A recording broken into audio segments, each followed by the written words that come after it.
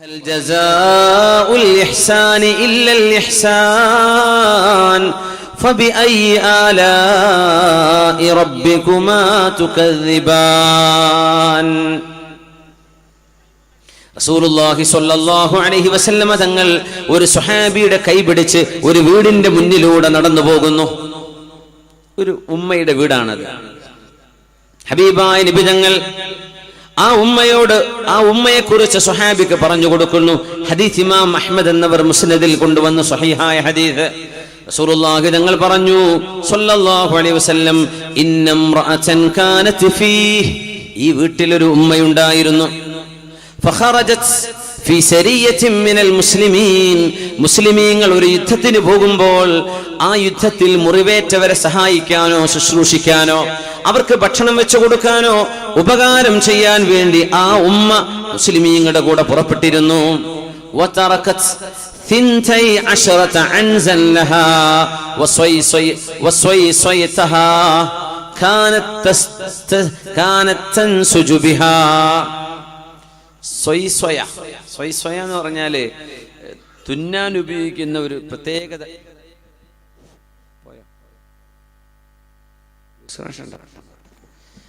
സ്വയ്സ്വയത്ത് എന്ന് പറഞ്ഞാൽ തുന്നാൻ ഉപയോഗിക്കുന്ന ഒരു പ്രത്യേകതരം സൂചിക്കാണ് സ്വയ്സ്വയ എന്ന് പറയാം. അപ്പോ തങ്ങൾ പറയാ സ്വല്ലല്ലാഹു അലൈഹി വസല്ലം, ആ യുദ്ധത്തിന് പോകുമ്പോഴേ 12 ആടുകളും ഒരു സൂചിയും ഈ പെണ്ണ് വീട്ടിൽ വെച്ചിട്ടാ പോയത്, വീട്ടിലാക്കിയിട്ട്. തറകത് 12 അൻസൻ ലഹാ വസ്വയ്സയതഹാ കാനത് തൻസുജു ബിഹാ. എന്നിട്ട് ഹബീബായ നബി തങ്ങൾ പറയുന്നു, ഫഫഖദത് അൻസൻ മിൻ ഗനമിഹാ വസ്വയ്സയതഹാ. തിരിച്ചു വരുമ്പോഴേ 11 ആടേ ഉള്ളൂ, ഒന്ന് കാണാനില്ല, സൂചിയും കാണാനില്ല. അപ്പൊ അന്ന് ആടിന്റെ രോമമെടുത്ത് തുന്നിക്കൊടുക്കും. അവര് വീട്ടിൽ ചെയ്യുന്ന ജോലിയാണ് തുന്നിക്കൊടുക്കുക, അതവരുടെ ജീവിതമാർഗമാണ്. ഒരാടിനെ കാണുന്നില്ല, അവര് തുന്നാൻ ഉപയോഗിച്ചിരുന്ന സ്വയത്തും കാണുന്നില്ല, സൂചിയും കാണുന്നില്ല. നമുക്ക് ഇന്ന് കാണാൻ അടുത്ത വീട്ടിൽ പോയി വാങ്ങിക്കാൻ പറ്റും, അന്ന് കിട്ടൂലല്ലോ. അന്ന് ഷൈവ് ചെയ്യുന്ന ബാർബർ ഒരു നാട്ടിൽ ഒരാളെ ഉണ്ടാവുള്ളൂ, അയാളുടെ അടുത്തേ കത്തി ഉണ്ടാവുള്ളൂ. അയാൾ ഒരു റൗണ്ട് പൂർത്തിയായി വരണമെങ്കിൽ മിനിമം ഒരു മാസം എടുക്കും. അതുകൊണ്ട് 40 ദിവസത്തിൽ ഒരിക്കലെങ്കിലും മനുഷ്യൻ അൺവാണ്ടഡ് ഹെയർസ് ഒക്കെ ഒഴിവാക്കണം, ഷൈവ് ചെയ്യണം എന്ന് നബി തങ്ങൾ പറയാൻ കാരണം 40 ദിവസം എന്ന് പറയാൻ 40 ദിവസം കഴിയുമ്പോൾ ഒരു ബാർബർ വരുള്ളൂ. അതുകൊണ്ടാ ഇന്നത്തെ പോലെ ജില്ലറ്റിന്റെ ഇത് വാങ്ങിക്കാൻ കിട്ടൂലല്ലോ. അതാണ് അവസ്ഥ. ഉമ്മാക്ക് ഭയങ്കര വിഷമായി. ഒരാടിനെ കാണാനില്ല, അവരുടെ ജീവിതമാണത്, അവരുടെ വരുമാനമാണ്. പിന്നെ സൂചിയും കാണുന്നില്ല. ആ ഉമ്മ പറഞ്ഞു, യാ റബ്ബ്, അല്ലാഹുവേ, ഇന്നക ഖദ് ളമിൻത ലിമൻ ഖറജ ഫീ സബീലിക അൻ തഹ്ഫള അലൈഹി. പടച്ചവനെ, നിന്റെ വഴിയിൽ പുറപ്പെട്ട ആളുകൾക്ക് നീ സംരക്ഷണം നൽകുമെന്ന് ഞാൻ നിന്റെ വഴിയിൽ പുറപ്പെട്ടതാ. എന്നിട്ട് എങ്ങനെ എന്റെ ആട് നഷ്ടമായി പടച്ചവനെ? എന്റെ ആ സൂചി സ്വയത്തെ എങ്ങനെ നഷ്ടമായി പടച്ചവനെ? നീയാണെങ്കിലോ ഖദ് ളമിൻത, നീ ജാമ്യം നിന്നിട്ടുണ്ട്. അല്ലാഹുവേ, നീ ഉറപ്പ് നൽകിയിട്ടുണ്ടല്ലോ നിന്റെ മാർഗത്തിൽ പോകുന്ന ഒരാൾക്ക് നീ സംരക്ഷണം നൽകുമെന്ന്. പിന്നെ എന്റെ സൂചി പോയതോ, എന്റെ ആട് പോയതോ? وإني قد فقدت عنزا من غنمي وصيصيتي. പടച്ചവനെ, എന്റെ ഒരു ആടിനെ കാണാനില്ല, എന്റെ സൂചിയും കാണുന്നില്ല. وإني أنشدك عنزي وصيصيتي. എനിക്ക് എന്റെ ആടിനെ കിട്ടിയേ പറ്റൂ, എനിക്ക് എന്റെ സൂചി കിട്ടിയേ പറ്റൂ. നീ അത് സംരക്ഷിക്കുമെന്ന് ഉറപ്പ് തന്നിട്ടില്ലേ? അതുകൊണ്ടല്ലേ ഞാൻ നിന്റെ വഴിയിൽ പുറപ്പെട്ടത്, ആടിനെ നിന്നെ ഏൽപ്പിച്ചിട്ടല്ലേ ഞാൻ പോയത് എന്ന് ആ ഉമ്മ അല്ലാഹുവിനോട് വാശി പിടിച്ച് ദുആ ചെയ്തു. റസൂലുള്ളാഹി സ്വല്ലല്ലാഹു അലൈഹി വസല്ലം തങ്ങൾ ഈ സ്വഹാബിക്ക് ഇങ്ങനെ പറഞ്ഞു കൊടുക്കുന്നു, യദ്കുറു ശിദ്ദത മുനാശദതിഹാ റബ്ബഹാ തബാറക വതആല. തന്റെ രക്ഷിതാവായ അല്ലാഹുവിനോട് ഈ ഉമ്മ എത്ര കണിശമായിട്ടാണ് പറഞ്ഞത്. പടച്ചവനെ, എനിക്കത് കിട്ടിയേ പറ്റൂ, നീയല്ലേ പറഞ്ഞത് സംരക്ഷിക്കുന്നു, ഞാൻ അതുകൊണ്ടല്ലേ നിന്റെ വഴിക്ക് പോയത്. എനിക്ക് എന്റെ ആട് നഷ്ടമായിന്നോ? പറ്റില്ല, പറ്റില്ല, എനിക്കത് കിട്ടിയേ പറ്റൂ. നബി തങ്ങൾ പറയാ, വല്ലാത്തൊരു ചോദ്യം ചോദിച്ചു.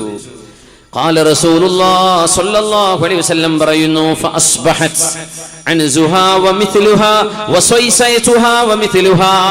നോക്കുമ്പോ നഷ്ടപ്പെട്ട ആടിന്റെ കൂടെ മറ്റൊരാടും, നഷ്ടപ്പെട്ട സൂചിന്റെ കൂടെ വേറൊരു സൂചിയും അള്ളാഹു അവളുടെ കൺമുമ്പിൽ കൊണ്ടുകൊടുത്തു. നീ വേണമെങ്കിൽ വാ,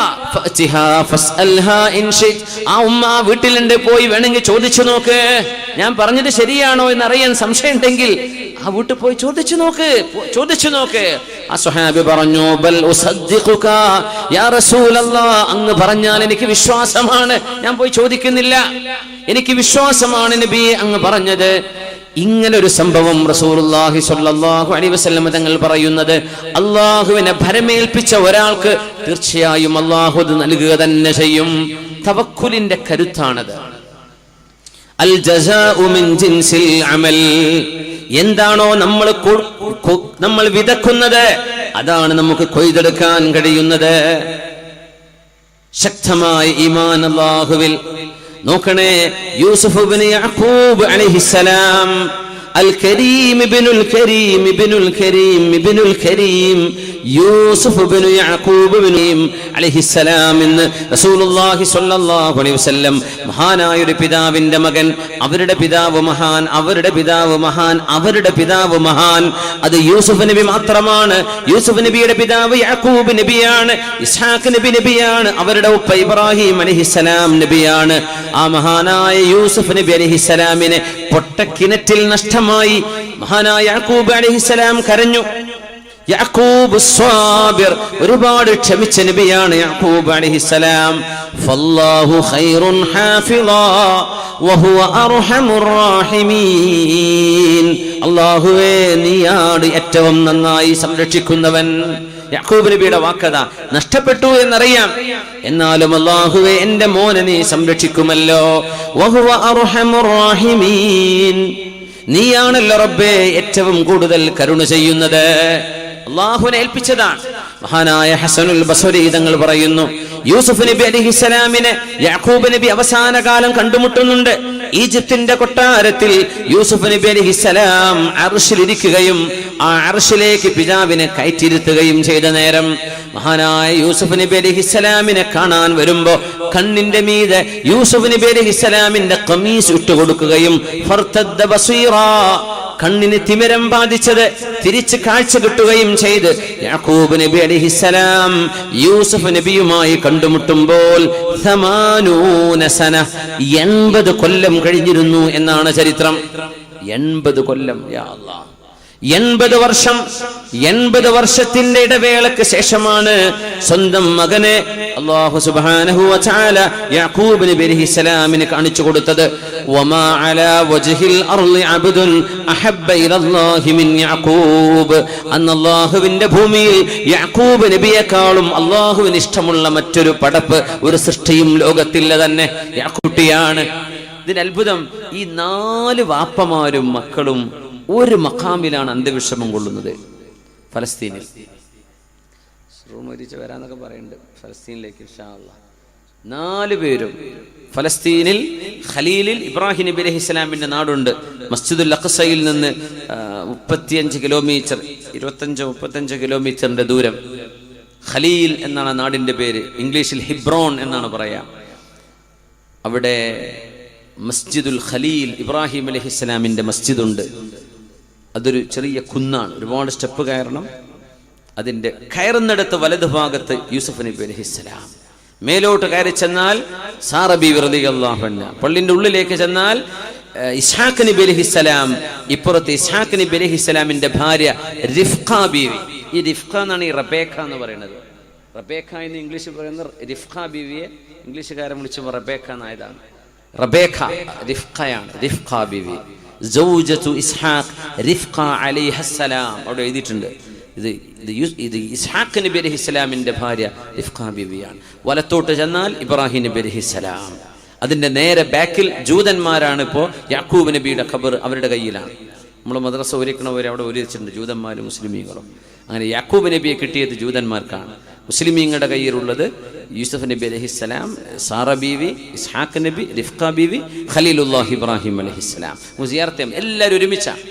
യൂസുഫ് നബിന്റെ ഉപ്പ യാക്കൂബ് നബി എവിടെ ഉണ്ട്? യാക്കൂബ് നബിന്റെ ഉപ്പ ഇസ്ഹാഖ് നബി ഉണ്ട്. ഇസ്ഹാഖ് നബിന്റെ ഉപ്പ ഇബ്രാഹിം നബി അലൈഹിസ്സലാം. എല്ലാവരും ഒരു മസ്ജിദിലാണ്. മാഷാ അല്ലാഹ്, അള്ളാഹു നമുക്ക് സിയാറത്ത് ചെയ്യാൻ തൗഫീഖ് നൽകട്ടെ. ലോകത്ത് നമ്മൾ എല്ലാ നിസ്കാരത്തിലും ഓർക്കുന്ന നബിയല്ലേ ഖലീലുല്ലാഹി ഇബ്രാഹിം അലൈഹിസ്സലാം. അവിടെയൊക്കെ ചെന്ന് ദുആ എടുക്കുമ്പോൾ ഒരു വല്ലാത്തൊരു അനുഭവമാണ് ആ മസ്ജിദിലേക്ക് കടക്കുന്നത് തന്നെ. സുബ്ഹാനല്ലാഹ്. ഒരുപാട് പോലീസുകാരുടെ പട്ടാളക്കാരുടെ ചെക്കിങ് കഴിഞ്ഞിട്ടേ ഉള്ളിൽ കടക്കാൻ പറ്റുള്ളൂ. ഒരു സൂചി പോലും അതിനകത്തേക്ക് കയറൂല. പള്ളി നിസ്കരിക്കാൻ ആളില്ല, എല്ലാവർക്കും പേടിയാണ് വരാൻ. ടൂറിസ്റ്റുകളൊക്കെ വരുമ്പോൾ അവർക്ക് അകമ്പടിയായി പോലീസുകാർ സൗകര്യം ചെയ്തു കൊടുക്കും. അങ്ങനെ പോവുക വരിക, അത്രയേ ഉള്ളൂ. എപ്പോഴും വളരെ സെൻസിറ്റീവായി നിൽക്കുന്ന, എപ്പോഴും യുദ്ധം പുറപ്പെടാൻ സാധ്യതയുള്ളൊരു പ്രദേശം കൂടിയാണത്. ഖലീലുല്ലാഹി ഇബ്രാഹിം നബി അലൈഹിസ്സലാം അന്ത്യവിഷമം കൊള്ളുന്ന സ്ഥലം. 80 കൊല്ലം കഴിഞ്ഞതിന് ശേഷം അള്ളാഹു കാണിച്ചു കൊടുത്തു. സുബ്ഹാനല്ലാഹ്. പക്ഷേ ആ ക്ഷമക്ക് അള്ളാഹു കൊടുത്ത കൂലിയാണത്. മകനെ കാണിച്ചു കൊടുത്തതിന് ശേഷമാണ് മഹാനായ യാക്കൂബ് നബി അലൈഹിസ്സലാം ലോകത്തോട് വിട പറയുന്നത്. ഒരുപാട് സമ്പത്തുണ്ടായിരുന്നു, എന്നാൽ ആ സമ്പത്തിൽ ഒന്നുപോലും മക്കൾക്ക് ഓഹരി വെച്ചു കൊടുക്കാതെ മക്കൾക്ക് ദീനു മാത്രം കൊടുത്തൊരു പിതാവാണ് ഉമർ ഇബ്നു അബ്ദുൽ അസീസ് റളിയല്ലാഹു അൻഹു. മക്കൾക്കൊന്നും ഉണ്ടായില്ല. മക്കളൊക്കെ ചെറിയ ചെറിയ സമ്പാദ്യങ്ങളാണ് ഉണ്ടായത്.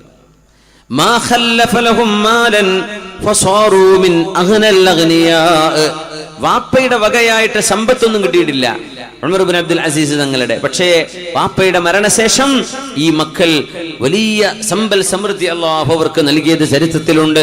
അത് അല്ലാഹു ഉമർ ഇബ്നു അബ്ദുൽ അസീസ് റളിയല്ലാഹു അൻഹുവിന്റെ നന്മകൾക്ക് അല്ലാഹു നൽകുന്ന പ്രതിഫലമാണ്. മക്കളോട് പറയുമായിരുന്നു, മക്കളെ, വാപ്പാക്ക് ഒരു ഡ്രസ്സാണുള്ളത്, മക്കൾക്കും അത് മതി.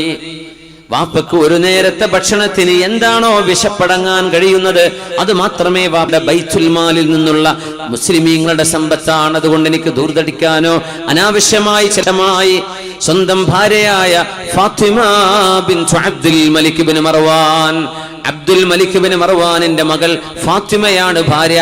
ആ ഫാത്തിമയോട് പറഞ്ഞു, ഫാത്തിമ, നിന്റെ കഴുത്തിൽ കിടക്കുന്ന ആ വജ്രമാല എടുത്തെനിക്ക് താ.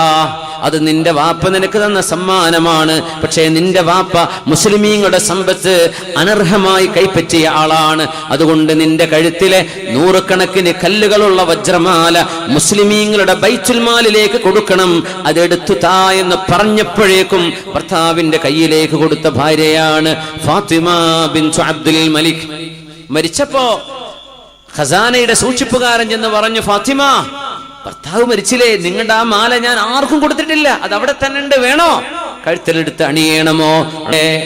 40 വയസ്സിനുള്ളിൽ മരിച്ചിട്ടുണ്ട് ഉമർ ഇബ്നുൽ അസീസ് തങ്ങൾ റളിയല്ലാഹു അൻഹു. 2.5 കൊല്ലമാണ് ഭരിച്ചത്. പക്ഷേ 25 കൊല്ലത്തിന്റെ നന്മ ചെയ്തു പോയ മഹാൻ. പറാവുകാരൻ ചോദിച്ചു, വേണോ? എടുത്തു തരാ, എന്റെ കയ്യിലുണ്ട്, ഞാനത് ആർക്കും കൊടുത്തിട്ടില്ല, അന്ന് അയച്ചു വെച്ചതല്ലേ. അദ്ദേഹത്തിന് അറിയാം ഇത് ഇഷ്ടപ്പെടും, നിങ്ങൾക്ക് മാല ഇഷ്ടമല്ല, ആഭരണങ്ങൾ ഇഷ്ടമാണല്ലോ. അന്നേരം ഫാത്തിമ ബിൻത് അബ്ദുൽ മലിക് കൊടുത്ത മറുപടിയുണ്ട്, മാ കുൻതു ലിഉതിഅഹു ഹയ്യൻ വഅസിയഹു മയ്യിതാ. ജീവിച്ചിരിക്കുന്ന കാലത്ത് എന്റെ ഭർത്താവിനെ അനുസരിക്കുകയും മരിച്ചു കഴിഞ്ഞാൽ ഭർത്താവിനെ അനുസരിക്കാതിരിക്കുകയും ചെയ്യുന്ന പെണ്ണല്ല ഞാൻ. അത് അല്ലാഹുവിന് വേണ്ടി ബൈത്തുൽ മാലിലേക്ക് ഞാൻ നൽകി കഴിഞ്ഞു, പാവപ്പെട്ടവർക്ക് നൽകാൻ, എനിക്കത് വേണ്ട എന്ന് പറഞ്ഞ ഉമ്മ. ഈ ഉമ്മാക്കും ഉപ്പാക്കും അവരുടെ മക്കളെ അല്ലാഹു കൺമണി പോലെ സംരക്ഷിച്ചു എന്ന് ചരിത്രത്തിൽ കാണാൻ കഴിയും. ഉർവത്ത് ബിൻ സുബൈർ റളിയല്ലാഹു തആല അൻഹു പറയുന്നു, അസ്മാ ബീവി റളിയല്ലാഹു അൻഹ, ഉമ്മയെ കുറിച്ചാ പറയുന്നത്. ആരാണ് അസ്മാ ബീവി? സിദ്ദീഖുൽ അക്ബർ റളിയല്ലാഹു അൻഹുവിന്റെ സിദ്ദീഖ് തങ്ങളുടെ പ്രിയപ്പെട്ട മോളാണിത്. ആയിഷ ബീവി റളിയല്ലാഹു അൻഹയുടെ സഹോദരിയാണ്, പക്ഷെ ഉമ്മ വേറെയാണ്. അസ്മാ ബിൻത് അബീ ബക്കർ റളിയല്ലാഹു അൻഹാ 100 വയസ്സ് കഴിഞ്ഞിട്ടുണ്ട്.